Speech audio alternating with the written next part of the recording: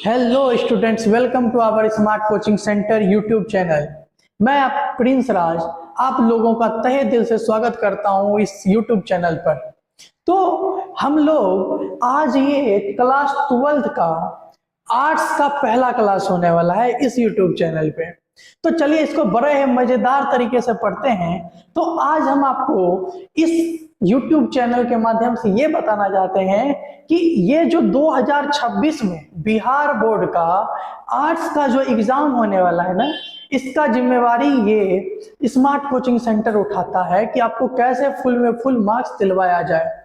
तो मेरे प्यारे छात्रों, तो चलिए हम आज आपको बताते हैं कि हम लोग ज्योग्राफी की प्रिपरेशन कैसे करने वाले हैं। ठीक है, तो ध्यान दीजिए कि ज्योग्राफी में दो बुक होती है। ज्योग्राफी में जो क्लास 12th का ज्योग्राफी है उसमें किताबों की संख्या 2 है। तो हम लोग स्टार्ट करने वाले हैं दूसरे बुक से। दूसरे बुक का पहला चैप्टर का नाम है जनसंख्या। दूसरे किताब का पहला चैप्टर का नाम है जनसंख्या। और ये कोई कॉन्सेप्ट वाला सीरीज नहीं है, ठीक है। इसमें हम आपको मतलब सब्जेक्टिव करवाएंगे, ऑब्जेक्टिव पर करवाएंगे, पूरा चैप्टर वाइज, ठीक है। सारे चैप्टर का सब्जेक्टिव और ऑब्जेक्टिव आपको इस चैनल पे मिलेगा। तो आपको क्या करना है कि यही सब्जेक्टिव में ही आपको समझा दिया जाएगा सारा प्रश्न। आप इसको अपने कॉपी में लिखिएगा और इसको अच्छे से समझिए और अपना आंसर लिखना है।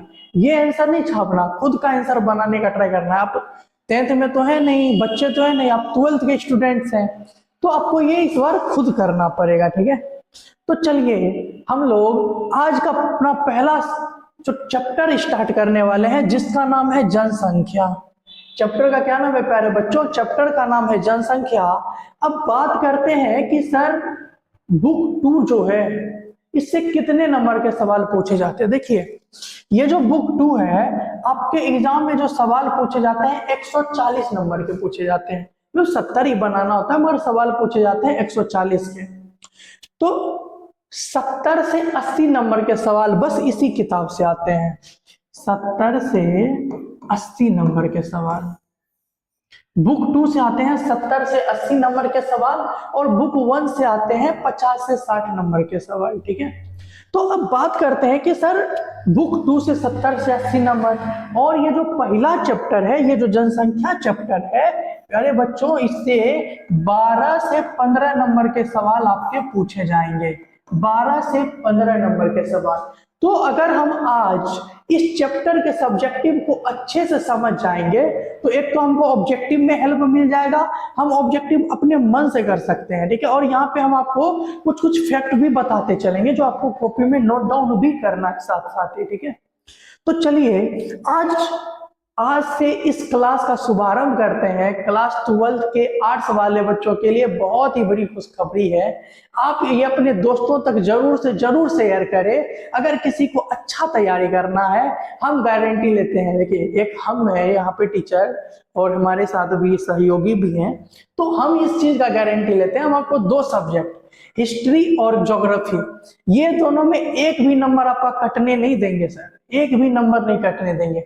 ज्योग्राफी का तो बात ही अलग है। जब हम ज्योग्राफी आपको पढ़ाएंगे ना फिर आप बोलिएगा सर क्या बात है, ऐसे कीजिएगा, ठीक है। तो अभी फिलहाल हम ज्योग्राफी पे आते हैं। ज्योग्राफी के दूसरे किताब के पहले अध्याय के और आज हम करने वाले इससे संबंधित सारे सब्जेक्टिव क्वेश्चन। और ये क्वेश्चन वैसे क्वेश्चन है जो प्रीवियस ईयर आपके एग्जाम में पूछे गए हैं और या जो नया अभी पूछने वाला हो। तो मेरे ख्याल से इससे बाहर तो सवाल जाना मुमकिन ही नहीं है मेरे प्यारे भाइयों, ठीक है। तो चलिए ध्यान दीजिए और आज का आपका पहला सवाल है, देखिए एक सेकेंड।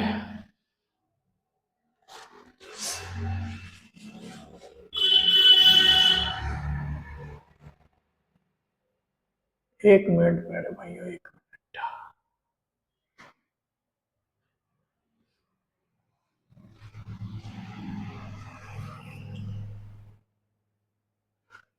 देखिए आज का आपका जो फर्स्ट सवाल होने वाला है, पहला सवाल देखिए, कुछ नहीं करना, आप बस फोन को अच्छे से रखिए और जो बातें हम बोल रहे हैं इसको सुनिए और समझने का प्रयास कीजिए।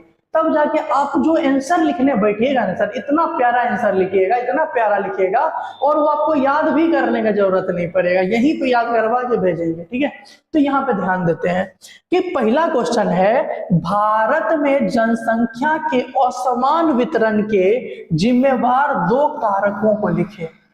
भारत में जनसंख्या के असमान वितरण के जिम्मेवार 2 कारकों को लिखे। ये जो पहले जो है क्वेश्चन समझने का प्रयास करते हैं। क्वेश्चन क्या बोल रहा है कि भारत में ये जो जनसंख्या रह रही है, लोग रह रहे हैं, ये किस बात पर निर्भर करता है कि कहीं पे ज्यादा लोग रहें, कहीं पे कम लोग रहें। जैसे हम बात करते हैं कि प्लेन एरिया का, भारत का भूमि तो या कोई भी भूमि हो, पूरे विश्व में जो भी भूमि है वो हमेशा सभी जगह एक समान तो नहीं प्लेन ही प्लेन है, वो कहीं उबर है, कहीं खावर है। तो इन सभी बातों पे कहीं पे लोग ज्यादा रह रहे हैं, कहीं पे कम रह रहे हैं। कौन ऐसा 2 कारक है, 2 कारण है जो लोग का ये असमान वितरण हो गया है जनसंख्या का। ठीक है, उम्मीद करते हैं कि ये क्वेश्चन समझ रहे हैं। अब हमको इसका आंसर देना है। देखिए आंसर हम कैसे देंगे कि सर, तो भूमि की बात करें तो हम अगर भूमि को देखते हैं तो सभी जगह एक समान भूमि नहीं है। पॉसिबल नहीं कि सभी जगह पानी भी मिले हमको। सभी जगह क्या पानी मिलना पॉसिबल है? रेगिस्तान में मिलेगा पानी? तो रेगिस्तान में जनसंख्या नहीं रहती, तुलना के जैसे यहाँ प्लेन में लोग रहते हैं। तो जहां पे पानी उपलब्ध हो वहां पे लोग अधिक रहेंगे, जहां पे पानी नहीं उपलब्ध होगा वहां लोग नहीं रहेंगे। जहां पे खेती योग्य भूमि होगा वहां पे लोग रहेंगे, जहां खेती योग्य भूमि नहीं होगा वहां पे लोग नहीं रहेंगे, वहां जनसंख्या कम होगी। तो यही कहलाता है जनसंख्या का असमान वितरण। अगर हम इसके आंसर को देखते हैं, इसके आंसर को हम कैसे लिखेंगे, तो यहां ध्यान दीजिएगा कि भारत में जनसंख्या का असमान वितरण प्राकृतिक परिस्थितियों और वर्षा के कारण है। भारत में जनसंख्या का ये जो असमान वितरण हुआ है, ये 2 कारक है, इसका हमको 2 कारक बताना है। तो पहला है प्राकृतिक कारक। पहला क्या है? प्राकृतिक कारक। अगर प्राकृतिक कारक, और दूसरा है वर्षा। दूसरा क्या है? वर्षा। मानिए अगर कहीं पे वर्षा नहीं हो रही है तो वहां तो फसल उगेगा नहीं। जब फसल उगेगा नहीं तो वहां सभ्यता कैसे पले उभरेगा, वहां के लोग खाएंगे कैसे?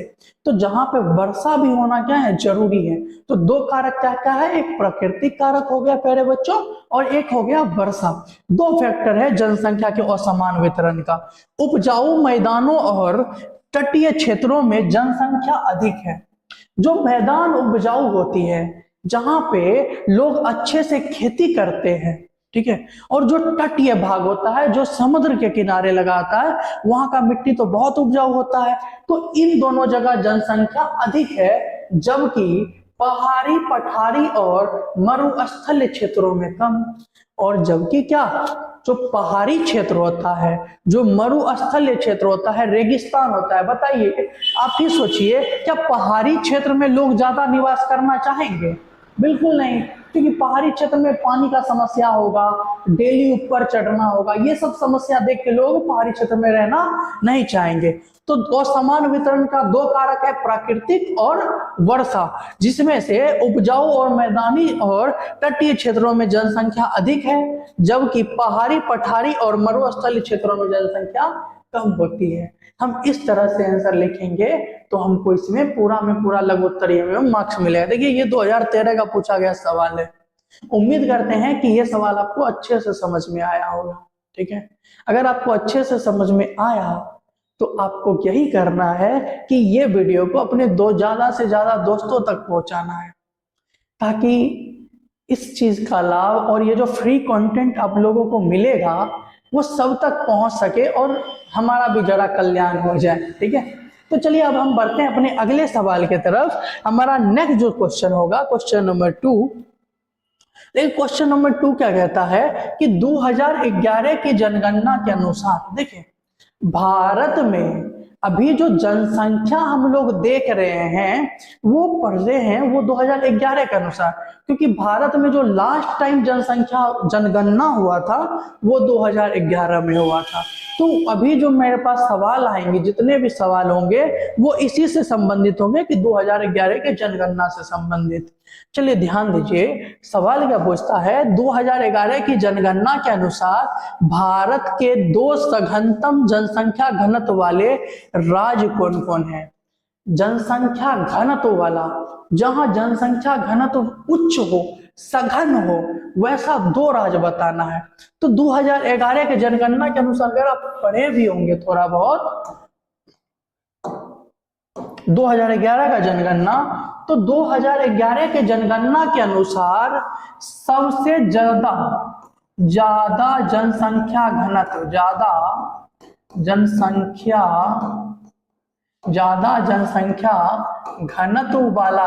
घनत्व वाला राज्य, ज्यादा जनसंख्या घनत्व वाला राज्य की बात करें तो 1 नंबर में आता है बिहार, 1 नंबर में प्यारे बच्चों आएगा बिहार, और 2 नंबर में आता है वेस्ट बंगाल, पश्चिम बंगाल जिसको बोलते हैं।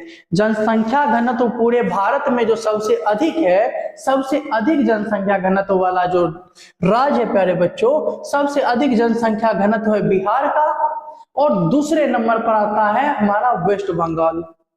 तो बिहार, ये पहले समझिए जनसंख्या घनत्व होता क्या है।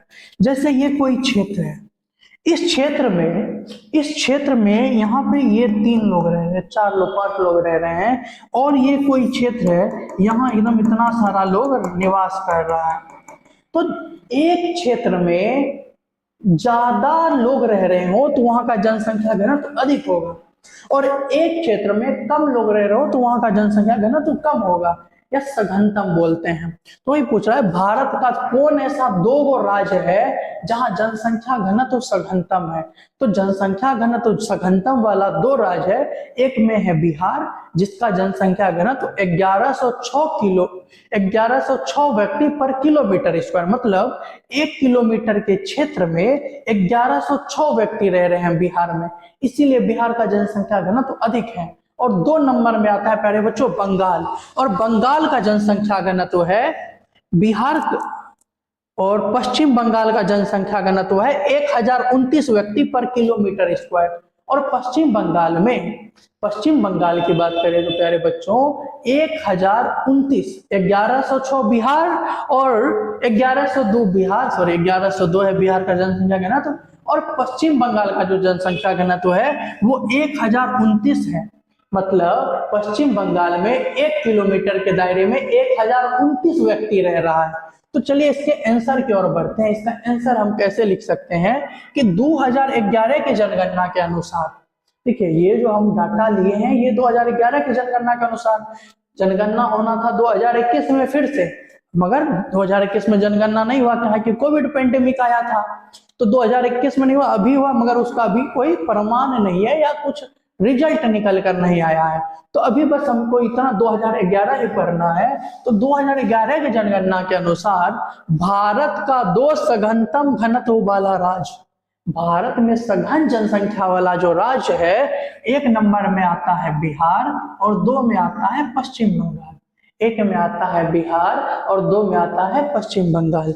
बिहार का जनसंख्या घनत्व या जनघनत्व 1102 व्यक्ति प्रति वर्ग किलोमीटर है, और पश्चिम बंगाल का जनघनत्व 1029 व्यक्ति पर वर्ग किलोमीटर है। प्यारे बच्चों, बिहार का जो जनसंख्या घनत्व, ये ऑब्जेक्टिव भी बनेगा, यहाँ से आप इसको इंपोर्टेंट मार्क कर लीजिए, यहाँ से आपका ऑब्जेक्टिव भी बनेगा, यहाँ से आपका ऑब्जेक्टिव भी बनेगा, इसको आप इंपोर्टेंट मार्क कर लीजिए कि बिहार का जो जनसंख्या घनत्व होता है प्यारे बच्चों, बिहार का जनसंख्या घनत्व 1102 व्यक्ति पर किलोमीटर स्क्वायर होता है। मतलब 1 किलोमीटर के दायरे में 1102 व्यक्ति निवास करते हैं। 1 किलोमीटर के दायरे में 1102 व्यक्ति निवास करते हैं, और बंगाल में 1 किलोमीटर के दायरे में 1029 व्यक्ति निवास करते हैं। अगर हम इस तरह से अपना आंसर लिखेंगे तो ये बहुत ही सुंदर आंसर लगेगा, ठीक है। तो उम्मीद करते हैं कि आपको ये प्रश्न भी अच्छे से समझ में आया होगा। चलिए अब हम बढ़ते हैं अपने नेक्स्ट सवाल की ओर। बाद बाकी सब ठीक है। अगर आपको ये क्लास अच्छा लग रहा हो तो आप कमेंट में जाके अपने इमोजी के माध्यम से हमको ये बता सकते हैं कि सर हमको आप जो पढ़ा रहे हैं अच्छा लग रहा है, खराब लग रहा है, ठीक है। चलिए नेक्स्ट सवाल की ओर बढ़ते हैं। हमारा जो अगला सवाल है क्वेश्चन नंबर 3। देखिए सवाल को पढ़िए। देखिए ये 2 साल पूछा गया सवाल है सर। ये अभी तक के बिहार बोर्ड के एग्जाम में 2 साल पूछ चुका है, 2018 में और 2020 में। सवाल क्या है, सवाल की ओर बढ़ते हैं कि जनसंख्या परिवर्तन के कम से कम 2 घटकों की व्याख्या कीजिए।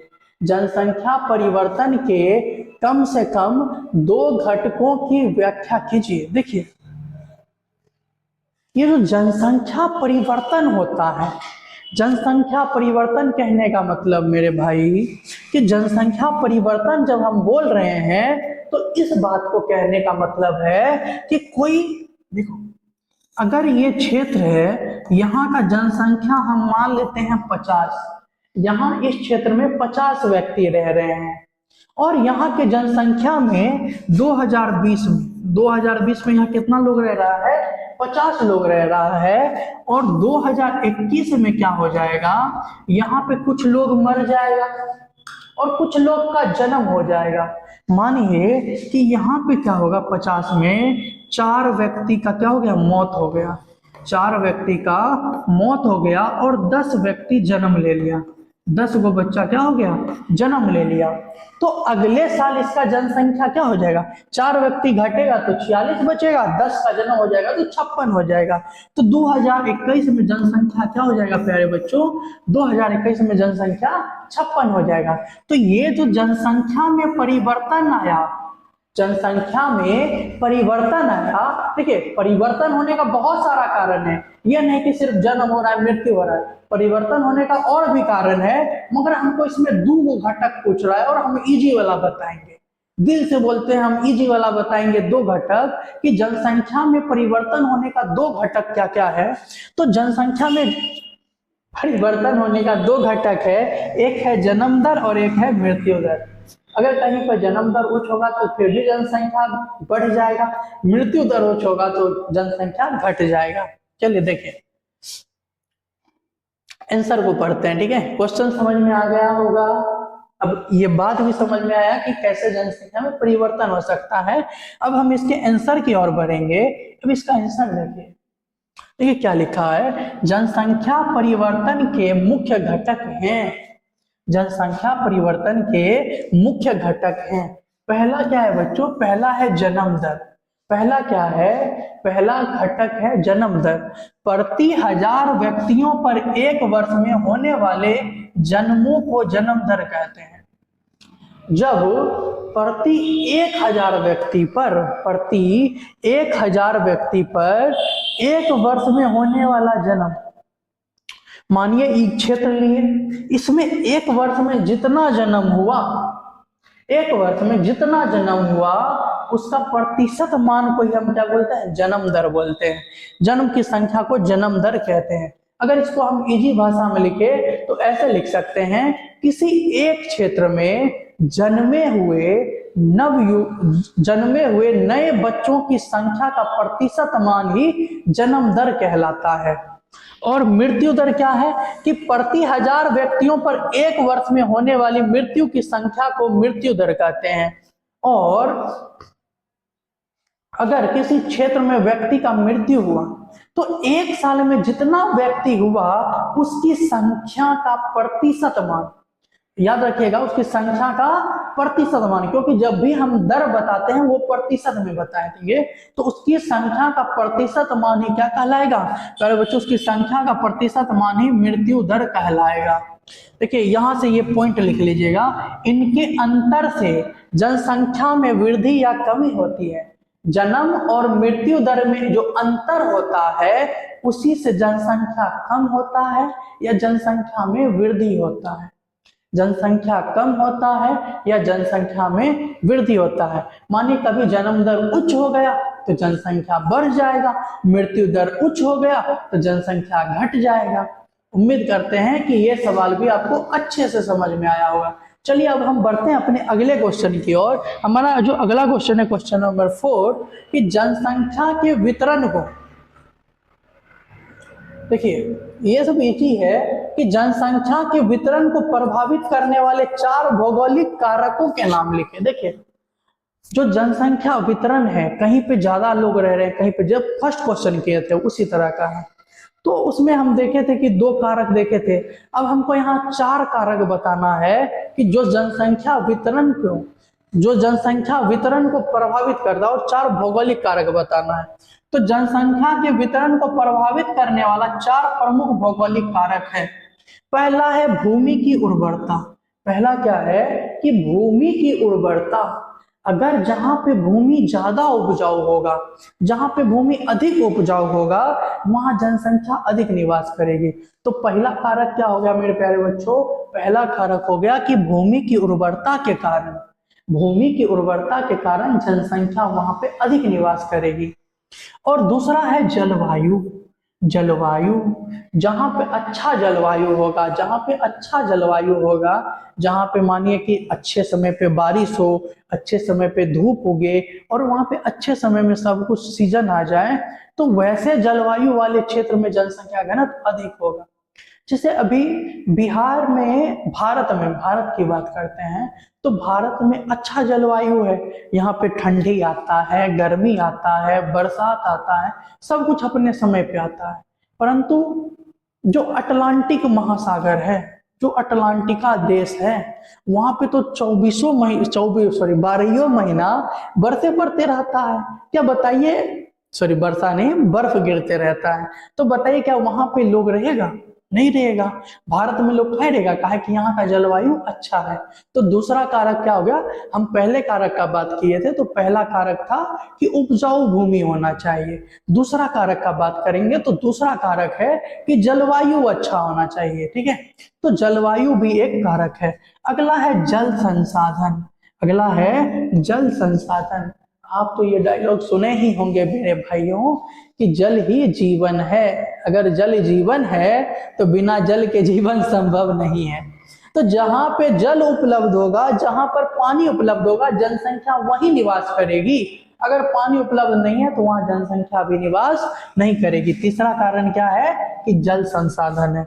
अगला है भौगोलिक स्वरूप।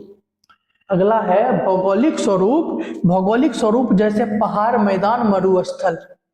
चलिए, अगर आपको बोला जाए कि पहाड़, मैदान या रेगिस्तान में आप कहाँ रहना पसंद करोगे, सब बिना सांस लिए बोल सकता है कि सर हम मैदानी भाग में रहेंगे। ठीक है, कोई बोलेगा कि मरुस्थल में जाके रहेंगे। हाँ, तो सब एक सांस में बोलेगा, बिना सांस लिए बोलेगा कि सर हमारा तो मैदानी भाग में रहना है। ठीक है, तो ये जो भौगोलिक स्वरूप है, भौगोलिक स्वरूप भी एक कारक है जनसंख्या वितरण का। ठीक है, तो भौगोलिक स्वरूप जैसे पहाड़, मैदान और मरुस्थल, हम ये चारों कारक का नाम ले लेंगे तो हमारा ये आंसर क्या हो जाएगा? कंप्लीट हो जाएगा। उम्मीद करते हैं कि आपको यह सवाल अच्छे से समझ में आया होगा। चलिए अब हम अपने अगले सवाल की ओर बढ़ते हैं। हमारा नेक्स्ट सवाल है कि जन्म दर और मृत्यु दर के बीच अंतर करें। ठीक है, 2015-2021 में पूछा गया सवाल। अभी हम बताए थे प्रति 1000 की जनसंख्या पर, जैसे हम प्रतिशत निकालते हैं किसी चीज का, तो 100 के हिसाब से निकालते हैं। जैसे कि हमको कोई व्यक्ति है, ठीक है, मतलब ये 100 रुपया है, तो इसका 100% 100% हुआ, और यही 100 का 20 रुपया क्या हो जाएगा? 20% हो जाएगा। तो ये तो ऐसे नॉर्मली जनरली निकालते हैं, परंतु जब हम बात करते हैं जन्म दर और मृत्यु दर का, जन्म दर और मृत्यु दर का, ये 100 पे नहीं, ये 1000 पे निकलता है, प्रति 1000 पे। जन्म दर और मृत्यु दर कितने पे निकलता है? प्रति 1000 पे। अगर प्रति 1000 पे, ठीक है, प्रति 1000 व्यक्ति पर एक साल में जितने भी बच्चों का जन्म हुआ, ठीक है, तो उसको बोलेंगे जन्म दर। प्रति 1000 पर जितने भी व्यक्तियों का मृत्यु हुआ, उसको बोलेंगे मृत्यु दर। तो जन्म दर और मृत्यु दर में हमको अंतर बताना है।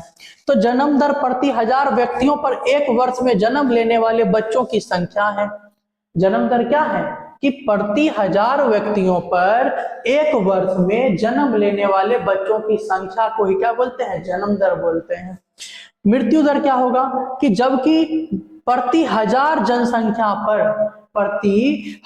जनसंख्या पर मरने वालों की संख्या को ही क्या बोलते हैं, मृत्यु दर। जन्म दर अधिक होने पर जनसंख्या बढ़ती है और मृत्यु दर और कम होने पर घटती है, जबकि मृत्यु दर से इसका उल्टा होता है। जन्म दर में केवल नवजात शिशु शामिल होते हैं, जबकि मृत्यु दर में सभी आयु के लोग शामिल होते हैं। देखिए, अगर हमको इसमें अंतर लिखना है तो हम कुछ इस तरह से अंतर लिखेंगे। ये तो ऐसे भी लिख सकते हैं, ठीक है, हम इसको अच्छे से और अच्छे से लिखते हैं।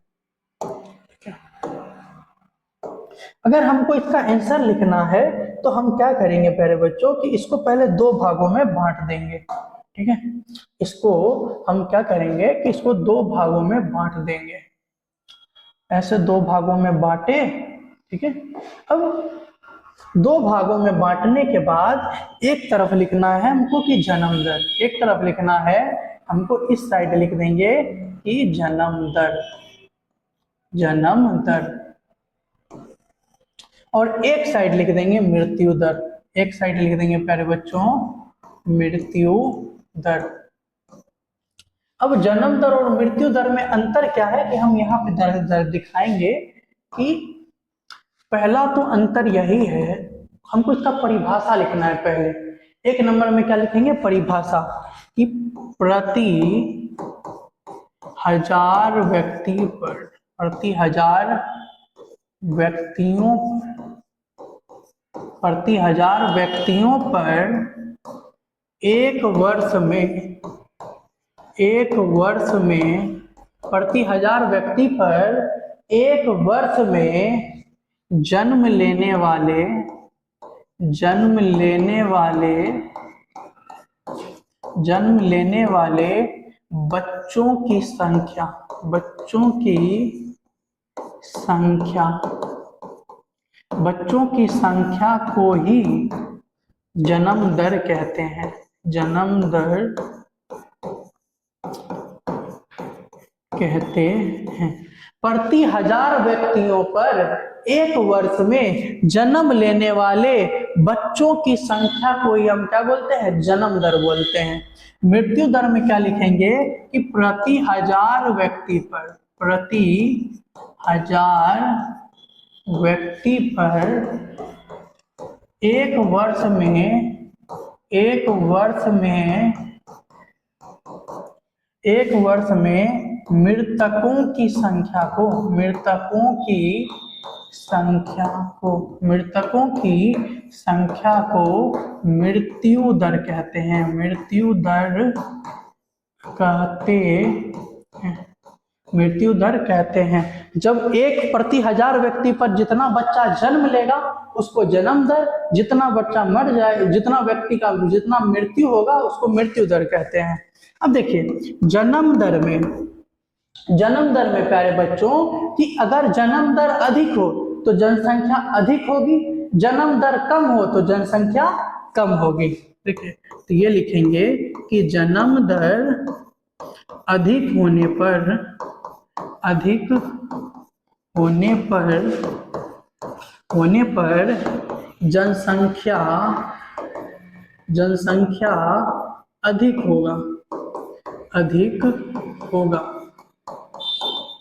जन्म दर, जन्म दर कम होने पर, कम होने पर जनसंख्या, जनसंख्या कम होगा। जब जन्म दर अधिक हो जाएगा तो जनसंख्या अधिक हो जाएगा, जब जन्म दर कम हो जाएगा तो जनसंख्या कम हो जाएगा। परंतु मृत्यु दर में इसका ठीक उल्टा होता है, जब मृत्यु दर अधिक होगा तो जनसंख्या कम, मृत्यु दर अधिक हुआ तो जनसंख्या कम, और मृत्यु दर कम हुआ तो जनसंख्या अधिक।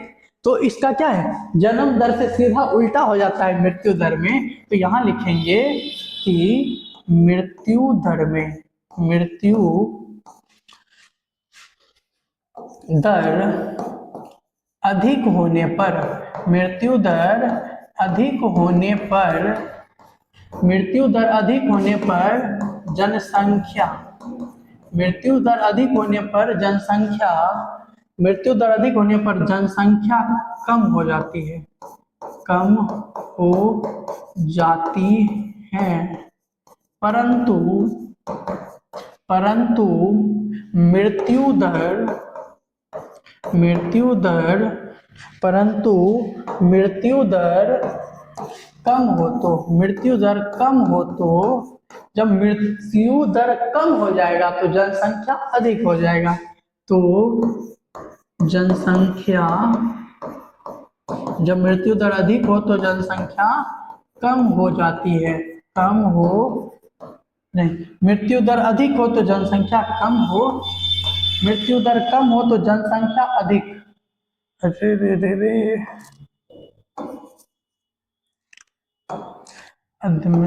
जनसंख्या अधिक हो जाती है। ये तो दो अंतर हम बता दिए, एक तो परिभाषा लिख देंगे और ये अंतर लिख देंगे।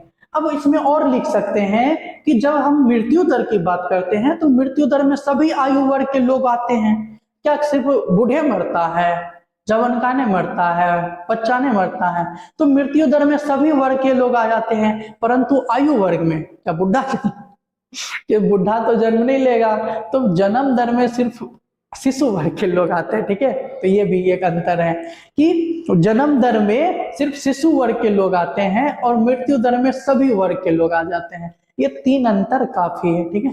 तो इस तरह से हम इसको लिख सकते हैं कि जन्म दर और मृत्यु दर में क्या अंतर है। उम्मीद करते होंगे कि आपको समझ में आ गया होगा और आप अच्छे से लिख भी सकते हैं। चलिए अगला सवाल की ओर बढ़ते हैं। हमारा जो नेक्स्ट सवाल है क्वेश्चन नंबर 6, जन्म दर क्या है। हाँ, अभी तुरंत बताए हैं भैया कि जन्म दर क्या है, तो क्या लिखेंगे कि जन्म दर किसी क्षेत्र में, जन्म दर किसी क्षेत्र में प्रति 1000 व्यक्ति पर एक वर्ष में जन्म लेने वाले जीवित बच्चों की संख्या को कहते हैं। एक वर्ष में जन्म लेने वाले जीवित बच्चों की संख्या को क्या बोलते हैं, जन्म दर बोलते हैं। जब कोई क्षेत्र है वहां के प्रत्येक 1000 व्यक्ति पर जितने भी बच्चे का जन्म होगा और वो जीवित होगा तो उसी की संख्या को हम लोग प्यारे बच्चों जन्म दर कह देते हैं। तो सवाल सीधा सीधा पूछा है कि जन्म दर क्या है, तो ये भी आप आसानी से लिख सकते हैं, ठीक है। चलिए आगे बढ़ते हैं। अगला सवाल है कि स्थिर जनसंख्या से आप क्या समझते हैं। स्थिर जनसंख्या, देखिए बच्चों क्या है कि स्थिर जनसंख्या,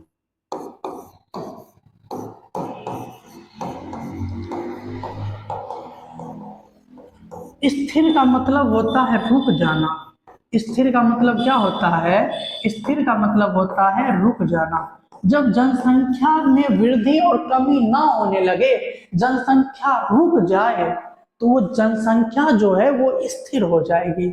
जैसे कि मानिए एक क्षेत्र है, ये एक क्षेत्र है, यहाँ की आबादी है 500, यहाँ की आबादी क्या है 500 है। यहाँ पे क्या हुआ कि एक वर्ष में 10 बच्चों का जन्म हो, 10 बच्चों का जन्म हुआ और 10 लोगों का मृत्यु हो गया, 10 लोगों का मृत्यु हो गया, तो क्या ये जनसंख्या आगे बढ़ेगा, ये जनसंख्या क्या हो जाएगा, स्थिर हो जाएगा। तो यही स्थिति प्यारे बच्चों स्थिर जनसंख्या कहलाता है। देखिए अब इसका हमको क्या लिखना है कि स्थिर जनसंख्या का मतलब है कि किसी क्षेत्र की जनसंख्या में ना तो वृद्धि हो रही है और ना ही कमी हो रही है। किसी क्षेत्र की जनसंख्या में ना ही वृद्धि हुआ ना ही कमी हुआ। वृद्धि कैसे होता कि यहाँ पे बराबरे लोग मर गया, बराबरे लोग जन्म ले लिया, तो जनसंख्या स्थिर रह गया। अगर ये दोनों कम बेस होता तब ना होता है जी, दोनों बराबरे हो गया तो जनसंख्या रुकल है, तो वही रुकी हुई जनसंख्या को ना उसमें वृद्धि हुआ ना उसमें कमी हुआ, तो यही रुकी हुई जनसंख्या प्यारे बच्चों क्या कहलाता है, स्थिर जनसंख्या कहलाता है। और यह स्थिति तब संभव होता है, तब यह स्थिति तब संभव होता है जब जन्म दर और मृत्यु दर समान हो, जब जन्म दर और मृत्यु दर समान हो और प्रवास का प्रभाव ना के बराबर हो, और प्रवास का प्रभाव ना के बराबर हो। प्रवास का मतलब समझिए, प्रवास का मतलब होता है पलायन। प्रवास का मतलब पलायन। लोग काम के तलाश में एक जगह से दूसरे जगह चले जाते हैं, तो वही प्रवास कहलाता है। और एक तो जन ये सब देखिए, ये स्थिर जनसंख्या वाला चीज क्या है, इसमें ना तो जनसंख्या बढ़ेगा ना घटेगा। और ये स्थिति कब उत्पन्न होगा, तब उत्पन्न होगा जब उस क्षेत्र में जनसंख्या दर और मृत्यु दर दोनों बराबर होगा और प्रवास की स्थिति ना के बराबर होगा, वहां के लोग काम करने के लिए बाहर नहीं जाते होंगे, तब यही स्थिति हमको स्थिर जनसंख्या का अभाव करवाएगा। समझ में आया? आया? आ गया? चलिए अगला सवाल की ओर बढ़ते हैं। हमारा जो नेक्स्ट क्वेश्चन होगा वो है, भारत में जनसंख्या वृद्धि की प्रमुख अवधियों का उल्लेख कीजिए। देखिए,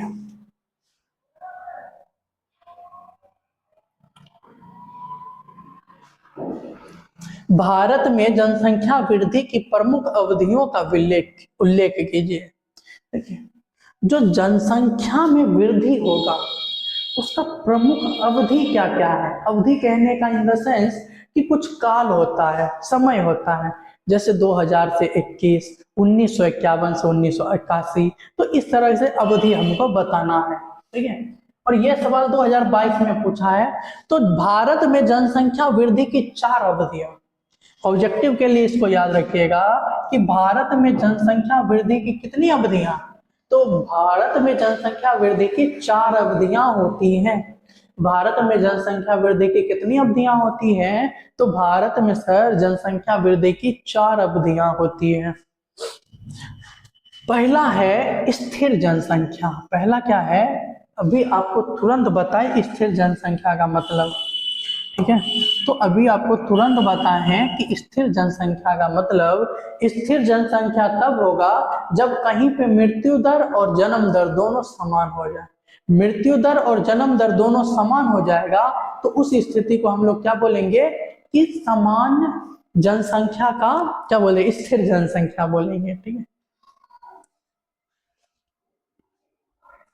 देखिए स्थिर जनसंख्या का जो समय था, जो स्थिर जनसंख्या भारत में देखा गया वो देखा गया 1901 से 1921 के बीच। 1901 से 1921 के बीच जनसंख्या जो थी रुकी हुई थी, ना ही उसमें वृद्धि हो रहा था ना ही कमी हो रहा था। तो इसीलिए 1901 से 19 से 21 की अवधि को हम लोग स्थिर जनसंख्या बोलते हैं। इस समय जनसंख्या की वृद्धि स्थिर थी। 1911 से 21 में तो 0.31% की कमी आ गई थी, और 1901 से 11 तक तो ठीक है, 10 तक ठीक है, जनसंख्या रुका हुआ था, परंतु 11 से 21 के बीच में जनसंख्या में उल्टा कमी आ गया। सोचिए, जनसंख्या में कमी आ गया तो कितना प्रतिशत का कमी आया, 0.31% का कमी आ गया। ये डाटा याद रखना है इसमें आपको। ठीक है, जनसंख्या में 0.31% का कमी आ गया।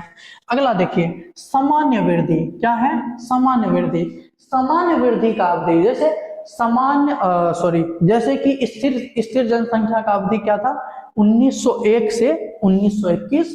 तो सामान्य वृद्धि का है 1921 से 51। सामान्य वृद्धि का है 1921 से 1951। इस अवधि में सामान्य वृद्धि दर्ज की गई। देश भर में स्वास्थ्य और स्वच्छता के सुधार के कारण मृत्यु दर में काफी कमी आ गई थी। और यहाँ पे जो 1921 में लोग मर रहे थे, वो एक तो स्वास्थ्य की कमी था, भारत में उतना ज्यादा स्वास्थ्य सेवा नहीं था और गंदा भी था, जिसके कारण लोगों का मृत्यु ज्यादा हो रहा था। परंतु 21 से 51 के बीच में देश में इस चीज को सुधारा गया, जिसके कारण से मृत्यु दर कम हो गया और जनसंख्या धीरे धीरे बढ़ने लगा। अगर जनसंख्या पूरा कम हो जाएगा, ठीक है, मृत्यु दर होगा ही नहीं या मृत्यु दर अधिक हो जाएगा, तो मृत्यु दर अधिक हो जाएगा, समझ रहे हैं, देश में नागरिकों की कमी हो जाएगी और देश उतने अच्छे से प्रगति की राह पर नहीं चल पाएगा। तो ना ही मृत्यु दर ना ही अधिक होना चाहिए ना ही कम होना चाहिए, सब सामान्य रूप से चलना चाहिए। तो यहाँ पे 1921 से 51 के बीच की जो अवधि है उसको सामान्य वृद्धि कहते हैं। अगला देखिए, अति तीव्र वृद्धि। इसमें जनसंख्या धड़धड़ा के बढ़ गया। जनसंख्या क्या हुआ, धड़धड़ा के बढ़ गया।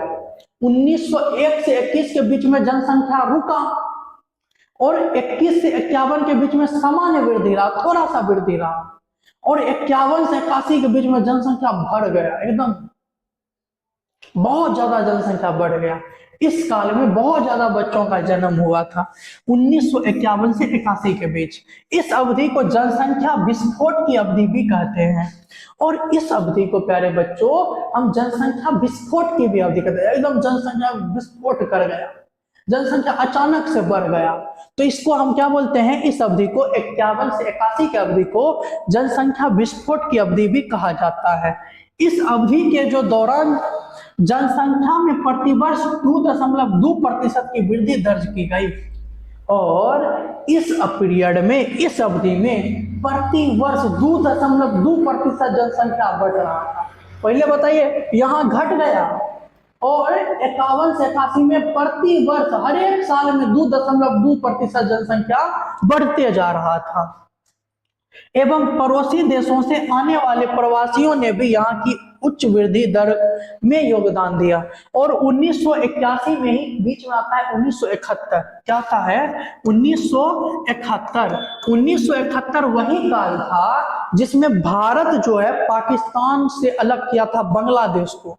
तो बांग्लादेश में तो युद्ध वाला स्थिति हो गया, तो उस युद्ध के कारण बहुत सारे बांग्लादेशी भारत आ गए थे। वो क्या कर गए थे, प्रवास कर गए थे, और इसी प्रवास के कारण भारत की जनसंख्या में यहाँ और तेजी से वृद्धि आया। एक तो जन्म दर तो हो ही रहा था, बढ़ रहा था, उसके बाद जो प्रवासी आया उसके कारण और इसमें क्या हो गया, तेजी हो गया। अगला देखिए, अगला है वृद्धि दर में कमी। अगला है वृद्धि दर में कमी, और इसमें है 81 से 2011। 81 से 2011 के बीच जनसंख्या की वृद्धि दर में कमी आ गया। देश की जनसंख्या की वृद्धि दर अभी भी ऊंची बनी हुई है, परंतु धीरे धीरे मंद गति से अब घटने लगी है। अभी भी देश का जनसंख्या, अभी हम लोग भारत जो है जनसंख्या में नंबर 1 देश है, खाली अभी का डाटा नहीं निकला है, ठीक है। 2011 के अनुसार, देखिए इस ऑब्जेक्टिव है कि 2011 की जनगणना के अनुसार भारत की जनसंख्या विश्व में कौन सा स्थान है, 2, एक में चाइना, मगर अभी का डाटा निकलेगा ना, इसमें भारत 1 नंबर पे रहेगा, है। तो अभी भी भारत का जनसंख्या दर क्या है, उच्च है, परंतु इसमें धीरे धीरे क्या आ रहा है, कमी आ रहा है, कि सरकार इतना योजना, सरकार इतना जागरूक कर रही है लोगों के, हम दो हमारे दो, इसके कारण जनसंख्या में क्या आ गया है, कमी आ जाएगा, ठीक है। तो चलिए उम्मीद करते हैं कि ये आपको समझ में आएगा। इसमें 4 खंड हम पढ़े, 4 गो समय का काल पढ़े, जिसमें से पहला था 1901 से 1921। यहाँ जनसंख्या कैसा था, यहाँ पर जनसंख्या स्थिर था, यहाँ पर जनसंख्या स्थिर था। फिर पढ़े 1921 से 51, 1921 से 51, यहाँ सामान्य वृद्धि, जनसंख्या में सामान्य वृद्धि हुआ, मतलब थोड़ा बहुत वृद्धि हुआ। 1901 से 21 में जनसंख्या स्थिर रहा, 1921 से 51 में जनसंख्या में सामान्य वृद्धि रहा, 51 से 81, 51 से 81 इसमें जनसंख्या विस्फोट कर गया। क्या कर गया, विस्फोट कर गया, मतलब जनसंख्या और तेजी से बढ़ गया, जनसंख्या बढ़ गया, जन्म दर भी बढ़ गया। और ये 1951 से 81 में प्रति वर्ष का जन्म दर था 2.2%। और क्या हुआ था, भारत में प्रवासी आ गए थे बांग्लादेश से, जिसके कारण यहाँ का जनसंख्या और बढ़ गया। और 1981 से 2011 इसमें क्या हुआ कि इसमें जनसंख्या तो उच्च है ही, परंतु इसके प्रतिशत वृद्धि में धीरे धीरे कमी आने लग गया है। चलिए अगला सवाल देखिए। अगला सवाल है, अशोधित मृत्यु दर की गणना कैसे की जाती है। देखिए मृत्यु दर आपको पढ़ा दिए कि प्रत्येक 1000 व्यक्तियों पर, किसी क्षेत्र में प्रत्येक 1000 व्यक्तियों पर मरने वालों की संख्या को ही हम लोग क्या बोलते हैं, मृत्यु दर बोलते हैं। अब एक नया, जैसे कोरोना वायरस का नया वेरिएंट आता है ना, उसी तरह यह मृत्यु दर का एक नया वेरिएंट आया है, अशोधित मृत्यु दर। क्या है, अशोधित मृत्यु दर। अगर अशोधित बात करें तो इससे शोध आता है। देखिए किसी क्षेत्र में एक वर्ष के दौरान प्रति 1000 व्यक्तियों पर जितनी व्यक्तियों की मृत्यु होती है उसे अशोधित मृत्यु दर कहते हैं।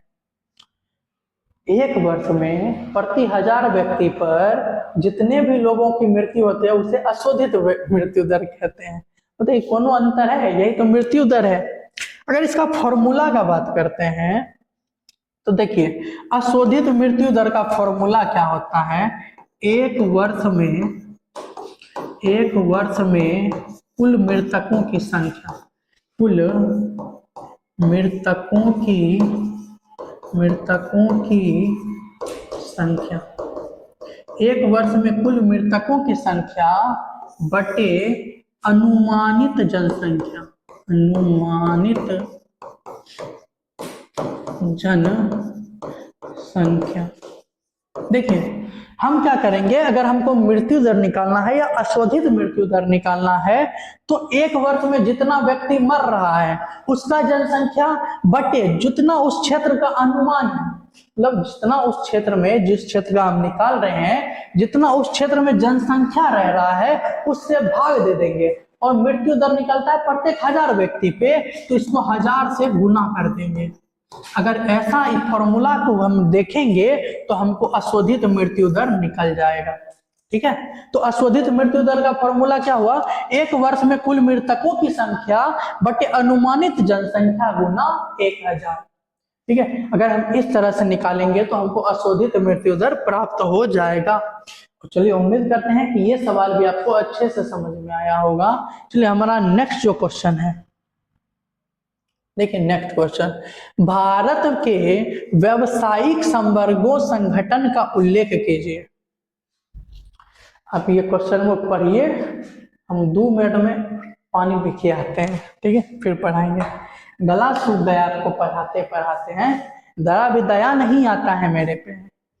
भारत में व्यावसायिक संवर्गों या संगठन का उल्लेख कीजिए। देखिए सबसे पहले हम जानते हैं कि सर ये व्यवसायिक क्या होता है। व्यवसाय मतलब काम।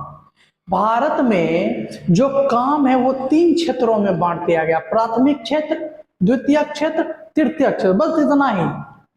भारत में काम को या व्यवसाय को कितने क्षेत्र में बांट दिया गया है, भारत में काम या व्यवसाय को प्यारे बच्चों 3 क्षेत्र में बांट दिया, प्राथमिक, द्वितीयक और तृतीयक क्षेत्र में। तो वही जनसंख्या संवर्गों का संगठन का उल्लेख करना है, तो हमको इसी बात को लिखना है और इसी बात का उल्लेख करना है। तो चलिए इसका आंसर देखें कैसे लिखेंगे। भारत की जनसंख्या को 3 वर्ग में बांटा गया है। भारत की जनसंख्या को, जो व्यावसायिक जनसंख्या होगा यहाँ पे, भारत की व्यावसायिक जनसंख्या को 3 वर्गों में बांटा गया, प्राथमिक क्षेत्र, द्वितीयक क्षेत्र और तृतीयक क्षेत्र। भारत की 54.6% जनसंख्या प्राथमिक क्षेत्र में कार्यरत है। पूछेगा सवाल कि भारत की कितनी प्रतिशत जनसंख्या प्राथमिक क्षेत्र में अपना रोजगार करती है या प्राथमिक क्षेत्र में काम करती है, तो भारत की 54.6%। पॉइंट में देख लीजिएगा, भारत की 54.6% जनसंख्या प्राथमिक क्षेत्र में कार्यरत है, 3.8% जनसंख्या द्वितीयक क्षेत्र में यानी उद्योग क्षेत्र में लगे हुए हैं। तो और जो 3.8% जनसंख्या है वो उद्योग क्षेत्र में काम कर रहा है, और 41.6% जनसंख्या तृतीयक क्षेत्र यानी व्यापार, वाणिज्य, निर्माण और मरम्मत तथा अन्य सेवाओं में कार्यरत है। देखिए भारत में 54.6% जनसंख्या प्राथमिक क्षेत्र में,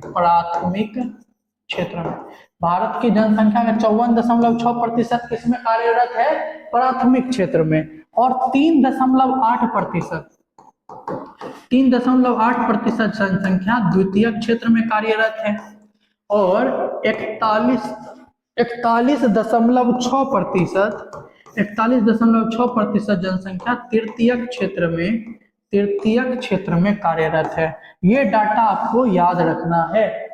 प्राथमिक क्षेत्र में 54.6, द्वितीय क्षेत्र में 3.8 और तृतीय क्षेत्र में 41.6% जनसंख्या कार्यरत है। और हम यही डाटा से ये आंसर को लिख सकते हैं। अगर आपको ये क्वेश्चन पूछ दिया जाए तो ये डाटा याद होना जरूरी है। ठीक है, चलिए आगे बढ़ते हैं। भारत में जनसंख्या घनत्व या वितरण के स्थानिक वितरण का विवेचना करें। जनसंख्या घनत्व, चलिए हमें जनसंख्या घनत्व भारत का जनगणना 2011 भारत की जनगणना के अनुसार भारत का जनसंख्या घनत्व, पहले जनसंख्या, भारत की 2011 की जनगणना के अनुसार भारत का जो जनसंख्या बताया जाता है 121 करोड़। कितना बताया जाएगा? 121 करोड़। 2011 के अनुसार भारत का जनगणना में जनसंख्या कितना? 121 करोड़। और भारत का विश्व में स्थान, जनसंख्या में विश्व में स्थान दूसरा है। तो प्यारे बच्चों, एक नंबर में कौन आता है? एक नंबर में कोरोना वायरस चीन आता है। जनसंख्या में एक नंबर में कौन आता है? चीन। 2 नंबर में भारत 2011 की जनगणना के अनुसार। और भारत का जनगणना जनसंख्या कितना था? 121 करोड़। अब बात करते हैं जनसंख्या घनत्व का। जनसंख्या घनत्व, जैसे पहले आपको बताए थे कि बिहार का जनसंख्या घनत्व सबसे अधिक है, 1102 व्यक्ति पर किलोमीटर स्क्वायर। 2 में बंगाल आता है 1029 व्यक्ति पर किलोमीटर स्क्वायर। वहीं भारत के जनसंख्या घनत्व का बात करें तो भारत का जनसंख्या घनत्व 382 व्यक्ति पर किलोमीटर स्क्वायर है, पर किलोमीटर स्क्वायर। भारत का जनसंख्या घनत्व कितना है? 382 व्यक्ति पर किलोमीटर स्क्वायर। देखिए इसी तरह इसका आंसर लिखना है कि भारत का जनसंख्या घनत्व 382 व्यक्ति पर वर्ग किलोमीटर है। भारत का जनसंख्या घनत्व कितना है? 382 व्यक्ति पर वर्ग किलोमीटर। भारत में सबसे अधिक जनसंख्या घनत्व, भारत में जो सबसे अधिक जनसंख्या घनत्व वाला राज्य है वो बिहार है। भारत में सबसे अधिक जनसंख्या घनत्व वाला राज्य बिहार है, जिसका जनसंख्या घनत्व 1102 व्यक्ति पर वर्ग किलोमीटर है।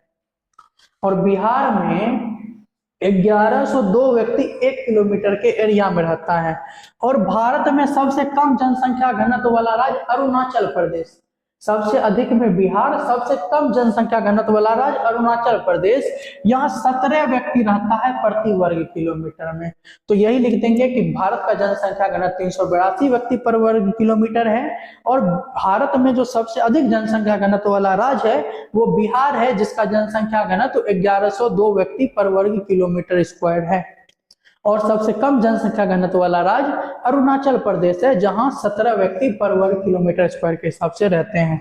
और बिहार, भारत का जनसंख्या कितना था? 121 करोड़, जो विश्व में स्थान कितना है? दूसरा। पहला में चीन आता है। नेक्स्ट,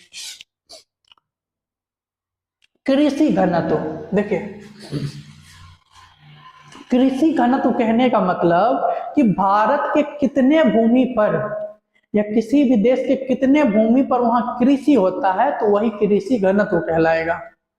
देखिए, कुल कृषि जनसंख्या में निवल कृषित क्षेत्र से भाग देने पर जो भागफल प्राप्त होता है उसे कृषि घनत्व कहते हैं। देखिए, कृषि घनत्व का जो फॉर्मूला होता है कुल कृषि जनसंख्या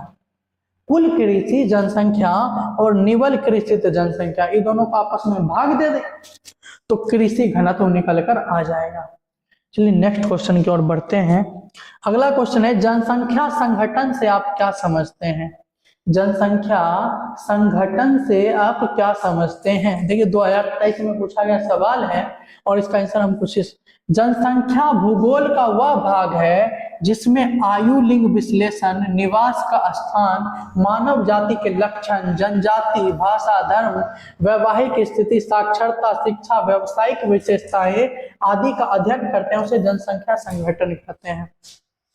भूगोल में जब हम मानव के जनसंख्या के बारे में पढ़ते हैं तो सिर्फ उसका संख्या नहीं निकालते, संख्या के साथ साथ बहुत कुछ निकालते हैं। ठीक है, जैसे कि हम निकालते हैं कि इस संख्या में कितने लोग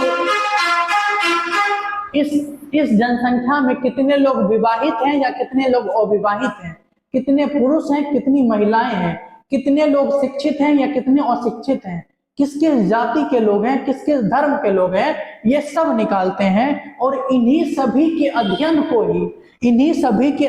को ही हम क्या बोलते हैं, जनसंख्या संगठन बोलते हैं।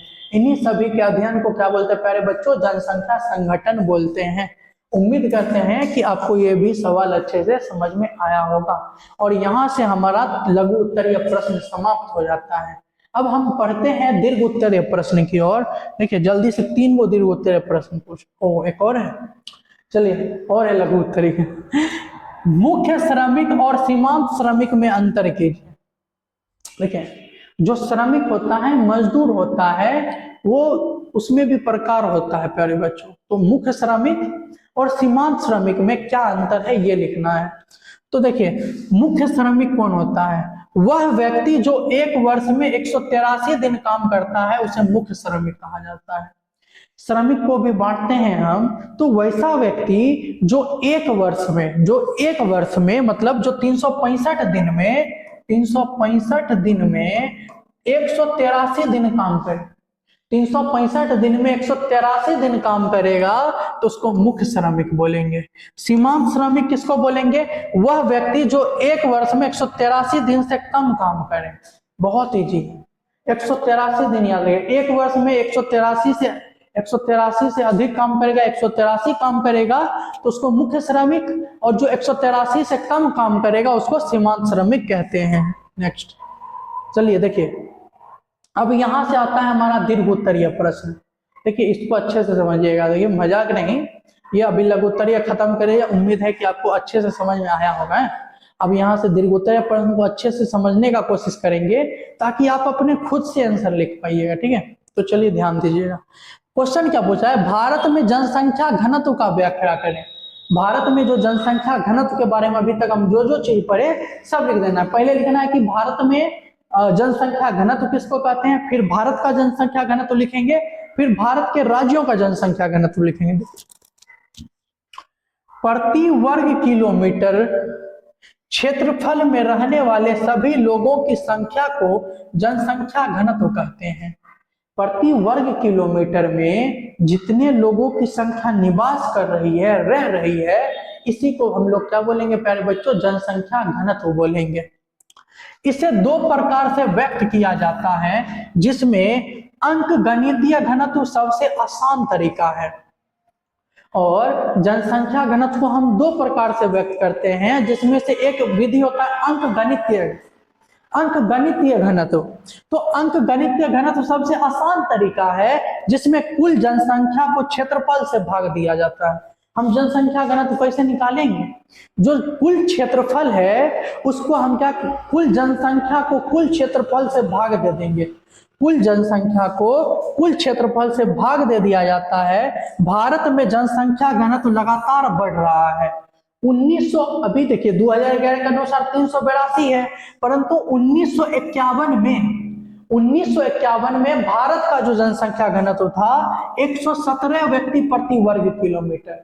1951 में जनसंख्या घनत्व कितना था, 1951 में 117 व्यक्ति पर वर्ग किलोमीटर। 117 व्यक्ति पर वर्ग किलोमीटर। 1951 में भारत का जनसंख्या घनत्व 117 व्यक्ति पर वर्ग किलोमीटर था, जो 2011 में बढ़कर 382 व्यक्ति पर वर्ग किलोमीटर हो गया। और 2011 में जनसंख्या घनत्व क्या बोले थे, 382 व्यक्ति पर वर्ग किलोमीटर। 2011 की जनसंख्या के अनुसार, जनगणना के अनुसार 382 व्यक्ति पर वर्ग किलोमीटर हो गया। भारत के जनसंख्या घनत्व के आधार पर 3 भागों में बांटा गया। पहला है अधिक घनत्व वाला क्षेत्र। अधिक घनत्व वाला क्षेत्र जैसे बिहार हो गया, दिल्ली हो गया, यहाँ जनसंख्या घनत्व अधिक है। दिल्ली में तो 12,000 के अराउंड जनसंख्या घनत्व है बच्चों, मतलब 1 किलोमीटर के एरिया में 12,000 लोग रह रहे हैं। देखिए अधिक घनत्व वाला क्षेत्र जहां जन घनत्व 500 से अधिक है, जहां पे जनसंख्या घनत्व 500 से अधिक होगा तो उसको हम बोलेंगे अधिक घनत्व वाला क्षेत्र। जैसे बिहार में 1102, पश्चिम बंगाल में 1029, दिल्ली में 11,297, चंडीगढ़ में 9,258। दूसरा है समान घनत्व वाला क्षेत्र, जहां जनसंख्या घनत्व 200 से 250 से 500 व्यक्ति के बीच हो तो वहां समान जनसंख्या घनत्व होगा। जैसे झारखंड 414, असम 397, गोवा, कर्नाटक और उड़ीसा। और एक बहुत कम जनसंख्या घनत्व वाला क्षेत्र, जहां पे जनसंख्या घनत्व 250 से भी कम हो, 1 किलोमीटर के एरिया में 250 व्यक्ति नहीं रह रहा हो तो उसको बहुत कम घनत्व वाला क्षेत्र बोलेंगे। 250 से भी कम जनघनत्व वाले क्षेत्र जैसे कि पहाड़ी एवं पठारी क्षेत्र, जैसे अरुणाचल प्रदेश, अंडमान निकोबार। अरुणाचल प्रदेश का जनसंख्या घनत्व कितना बताए थे? 17 व्यक्ति पर वर्ग किलोमीटर स्क्वायर। तो जनसंख्या घनत्व को भारत में 3 क्षेत्र में बांटे। एक तो था अधिक जनघनत्व वाला क्षेत्र, दूसरा था समान जनघनत्व वाला क्षेत्र, तीसरा था बहुत कम जनघनत्व वाला क्षेत्र। जहां जनसंख्या घनत्व 500 से अधिक होगा तो अधिक जनघनत्व वाला क्षेत्र, जहां जनसंख्या घनत्व 250 से 500 के बीच होगा, 250 या 500 से कम होगा तो समान जनघनत्व वाला क्षेत्र, जहां 250 से कम हुआ तो बहुत कम घनत्व वाला क्षेत्र होगा। ठीक है, तो इस तरह से हम इस आंसर को लिख सकते हैं। जल्दी से एक अगला क्वेश्चन देखते हैं। हमारा जो अगला सवाल है, भारत की जनसंख्या में व्यावसायिक संगठन का विवरण दे। अभी बताए थे व्यावसायिक, प्राथमिक क्षेत्र, द्वितीय क्षेत्र, तृतीय क्षेत्र। तो इसको देख लीजिएगा, इसको पढ़ लीजिएगा। ठीक है, ये बहुत इजी, आप इसको लिख सकते हैं खुद से। एक बार इसको पढ़ लीजिएगा, हम देखिए आगे बढ़ते हैं। देखिए पढ़ते हैं प्राथमिक क्षेत्र। प्राथमिक, इसमें प्राथमिक क्षेत्र में कितना लोग काम करते थे? 54.6%। प्राथमिक क्षेत्र में कितना लोग काम करते हैं? 54.6%। इसमें क्या काम होता है? कृषि संबंधित, पशुपालन संबंधित, मछली काटना, लकड़ी काटना, मछली पकड़ना, शिकार करना, खनन करना। द्वितीय क्षेत्र में कितना लोग काम करते हैं? 3.8%। और तृतीय क्षेत्र में कितना लोग काम करते हैं? 41.6% लोग काम करते हैं। नेक्स्ट सवाल देखिए। देखिए ये सवाल थोड़ा सा अच्छे से ध्यान देने वाला है। भारत में जनसंख्या के असमान वितरण को प्रभावित करने वाले कारक का वर्णन करें, अथवा भारत के असमान जनसंख्या वितरण के लिए जिम्मेवार कारक। भारत में ये जो जनसंख्या असमान है, भारत में ये जो जनसंख्या असमान है, इसके पीछे कौन कारक है? तो सबसे पहला कारक है भू आकृति। बताए हैं अगर भू आकृति जैसे पहाड़ी पठारी क्षेत्र होगा तो वहां जनसंख्या घनत्व, जनसंख्या निवास नहीं करेगी, मैदानी क्षेत्र में जनसंख्या निवास करेगी। तो जनसंख्या का वितरण भू आकृति पर निर्भर करता है।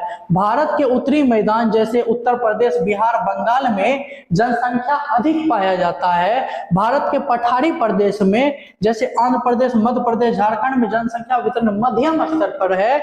और पहाड़ी क्षेत्र जैसे जम्मू कश्मीर, हिमाचल प्रदेश, उत्तराखंड में जनसंख्या घनत्व कम है। जहां मैदानी क्षेत्र है वहां जनसंख्या घनत्व अधिक है, जनसंख्या अधिक है। जहां पठारी क्षेत्र है वहां जनसंख्या घनत्व मध्यम है। और जो पर्वतीय क्षेत्र है वहां जनसंख्या घनत्व कम है। जल की उपलब्धता, जहां जल उपलब्ध होगा वहीं जनसंख्या निवास करेगा। जलवायु बता दिए, मृदा, मृदा जहां उपजाऊ होगा वहीं जनसंख्या निवास करेगा। तो चलिए इसी के साथ हमारा ज्योग्राफी